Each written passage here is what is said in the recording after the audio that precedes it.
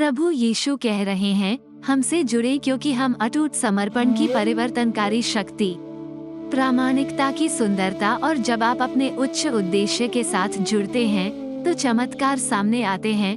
प्रभु यीशु कह रहे हैं, केवल मेरे वफादार अनुयायी इस वीडियो को अंत तक देखेंगे। आपने अपने सिद्धांतों और मूल्यों के प्रति अटूट समर्पण प्रदर्शित किया है। आपके सामने आने वाली चुनौतियों के बावजूद आपकी ईमानदारी बरकरार है। प्रभु यीशु कह रहे हैं, आपने जानबूझकर वह रास्ता चुना जिस पर कम यात्रा की गई, जिसमें प्रयास और दृढ़ता की आवश्यकता थी, क्योंकि यह तत्काल संतुष्टि के बजाय व्यक्तिगत विकास की ओर ले जाता है। प्रभु यीशु कह रहे हैं, इस पथ के प्रति आपकी असाधारण प्रतिबद्धता वास्तव में सराहनीय है। परिणामस्वरूप आपके सामने चमत्कार प्रकट हो रहे हैं, क्योंकि आपने ब्रह्मांड को मिशन के प्रति अपना अटूट समर्पण दिखाया है।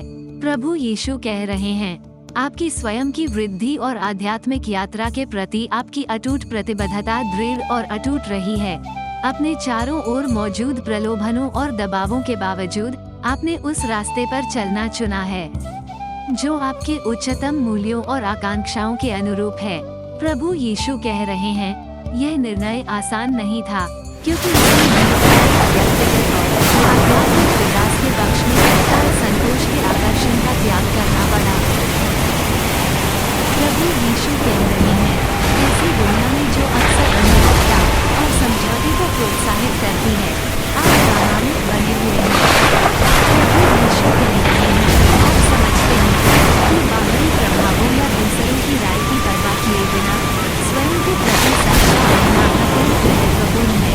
प्रामाणिकता के प्रति प्रतिबद्धता में प्रभु यीशु कह रहे हैं, तात्कालिकता ने आपको अलग कर दिया है और पवित्र आत्मा का ध्यान आकर्षित किया है। आपने जो मार्ग चुना है उसके प्रति आपका समर्पण वास्तव में उल्लेखनीय है। प्रभु यीशु कह रहे हैं, निरंतर प्रदर्शन और आवश्यक प्रयास करके आपने ब्रह्मांड को अपने व्यक्तिगत और आध्यात्मिक उन्नति के प्रति अपनी अटूट प्रतिबद्धता का प्रदर्शन किया है।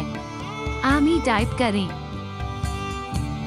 प्रभु कहते हैं, जैसा कि आप जारी रखें अपना प्रदर्शन करने के लिए समर्पण और अटूट प्रतिबद्धता, आपके जीवन में चमत्कार सामने आते हैं। प्रभु यीशु कह रहे हैं, ये स्रोत को एक शक्तिशाली संदेश भेजता है कि आप अपने सामने निर्धारित लक्ष्य को पूरा करने के लिए तैयार और इच्छुक हैं। प्रभु यीशु कह रहे हैं, पवित्र आत्मा आपके विकास के निरंतर प्रयास पर ध्यान देता है और तदनुसार आपको पुरस्कृत करता है। 1111 टाइप करें। प्रभु यीशु कह रहे हैं, अपने कार्यों और दृढ़ता के माध्यम से आपने ईश्वरीय गतियों को साबित कर दिया है कि आप उन आशीर्वादों और अभिव्यक्तियों को प्राप्त करने के लिए तैयार हैं जो आपके लिए हैं। एक बार की बात है, पहाड़ियों से घिरे एक छोटे से गांव में रिंकी नाम की एक स्त्री रहती थी। परी अपने भीतर भारी उदासी लिए हुए थी। ऐसा लगा जैसे कोई बड़ा बोझ उसे नीचे खींच रहा हो और उसे बहुत दुखी महसूस करा रहा हो। दिन हफ्तों में बदल गए, हफ्ते महीनों में और महीने सालों में बदल गए, लेकिन उसकी उदासी दूर नहीं हुई। एक दिन स्वर्गदूत ने रिंकी की उदासी के बारे में सुना। वो उसकी मदद करना चाहता। स्वर्गदूत लोगों के निराश होने पर सांत्वना देने की उनकी क्षमता के लिए जाना जाता था। उसे सारा के दर्द की गहरी समझ थी, इसलिए उसने आगे बढ़ने और उसे आशा देने का फैसला किया। एक शांतिपूर्ण सुबह में जब गांव में गर्म सूरज चमक रहा था, स्वर्गदूत रिंकी के पास गया। उसने पाया कि वो बड़बड़ाती नदी के किनारे अकेली बैठी है। उसके आंख से आंसू बह रहे हैं। उसके दुख के बोझ के कारण उसके चारों ओर सब कुछ अंधकार में लगने लगा। देखभाल से भरी कोमल आवाज के साथ स्वर्गदूत रिंकी के पास आया और धीरे से बोला, प्रिय रिंकी, मैं तुम्हारे दिल के अंदर के असीम दर्द को महसूस कर सकता हूँ, लेकिन मैं चाहता हूँ कि आप ये जाने की आशा अभी भी है।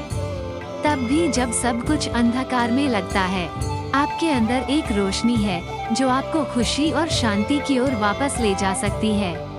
रिंकी स्वर्गदूत की उपस्थिति से आश्चर्यचकित होकर और उसके शब्दों से प्रभावित होकर थकी हुई आंखों से उसकी ओर देखी। रिंकी कहती हैं, मैं इतना टूटा हुआ और खोया हुआ महसूस करती हूँ, तो आप आशा के बारे में कैसे बात कर सकते हैं? उसने पूछा। उसकी आवाज कांप रही थी। स्वर्गदूत उसके बगल में बैठ गया। उसकी आंखें दया से भर गईं। क्योंकि प्रिय रिंकी, उसने उत्तर दिया, पिता परमेश्वर आपका दर्द देखता है और उसे सहने में आपकी मदद करना चाहता है। अपने दुख में भी उसे याद रखो। आप अकेले नहीं हैं।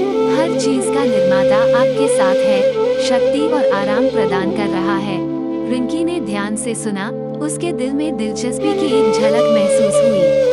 उसने पहले भी ईश्वरीय मदद की कहानियां सुनी थी, लेकिन उसने कभी भी विश्वास नहीं किया था कि ये उसके साथ भी हो सकती हैं। मैं आपको एक कहानी सुनाता हूँ, स्वर्गदूत ने आगे कहा। उसकी आवाज भावनाओं से भरी हुई थी। यह एक बेटे के बारे में है जो भटक गया और रास्ता भटक गया। बहुत दुखी और अकेला महसूस कर रहा था।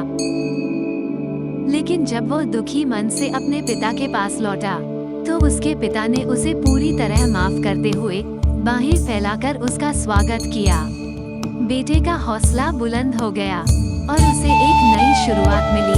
जैसे ही स्वर्गदूत ने कहा, रिंकी का दिल हिल गया। उसे लंबे समय से घिरे हुए अंधेरे को चीरते हुए एक छोटी सी आशा का एहसास होने लगा। प्रिय रिंकी, स्वर्गदूत ने उसके कंधे पर कोमल हाथ रखते हुए कहा, जैसे कहानी में बेटे को आराम और एक नई शुरुआत मिली, वैसे ही आप भी अपने दुखी दिल के लिए उपचार पा सकते हैं। स्वर्गीय सहायता की संभावना के लिए अपना हृदय खोलें। प्रभु यीशु द्वारा प्रदान की जाने वाली शक्ति और आराम की तलाश करें। आकाश की ओर देखें और अपनी आत्मा को नवीनीकृत होने दें। उस पल में उसने स्वर्गदूत की बातों पर विश्वास करने और उस दिव्य उपस्थिति तक पहुंचने का फैसला किया जो धैर्यपूर्वक उसकी प्रतीक्षा